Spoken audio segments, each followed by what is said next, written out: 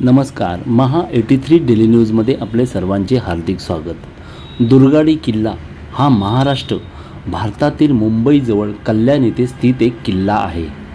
किल्ल्यावर एक हिंदू मंदिर आणि शीर्षस्थानी एक मशीद आहे, ज्याला हिंदू आणि मुस्लिम दोघांसाठी धार्मिक महत्त्व आहे.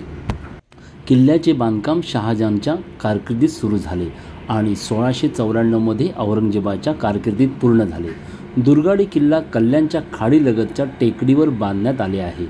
1654 मध्ये छत्रपती शिवाजी महाराजांनी आदिलशहाकडून कल्याण आणि भिवंडी काबीज केल्यावर हा किल्ला मराठ्यांच्या ताब्यात आला. छत्रपती शिवाजी महाराजांनी किल्ला खाडीजवळ बांधला आणि नौका आणि जहाजे बांधण्यासाठी गोदी म्हणून वापरला. ब्रिटिश राजवटीत कल्याण आणि ठाणे घाट बांधण्यासाठी किल्ल्याच्या भिंतीवरील दगडाचा वापर करण्यात आला. दुर्गाडी मंदिर.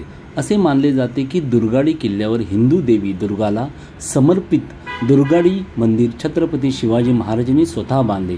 शिवसेना प्रमुख बाळासाहेब ठाकरे यांनी मंदिरात नवरात्र उत्सव सुरू केला, जो अजूनपर्यंत सुरू आहे. नवरात्रीच्या निमित्त मुंबई, ठाणे, रायगड आणि पालघर जिल्ह्यातील भाविक या मंदिराला भेट देतात. दुर्गाडी किल्ल्याचा इतिहास. 24 ऑक्टोबर 1654 रोजी शिवाजी महाराजांनी कल्याण व भिवंडी ही ठाणी आदिलशहाकडून जिंकून घेतली. त्यानंतर कल्याणचा भुईकोटा शेजारी खाडी किनारी शिवाजी महाराजांनी किल्ला बांधायला घेतला. किल्ल्याचा पाया खोदताना अमाप संपत्ती सापडली. ही सर्व दुर्गादेवीची कृपा म्हणून ह्या किल्ल्याचे नाव दुर्गाडी असे ठेवण्यात आले.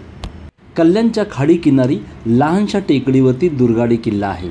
गडाचे प्रवेशद्वार नष्ट झालेले आहे, पण त्याला लागून असलेले बुरुज शाबूत आहेत. या प्रवेशद्वाराचे नाव गणेश दरवाजा असून समोरच गणरायाची मूर्ती आहे. किल्ल्यात दुर्गादेवीचे मंदिर आहे.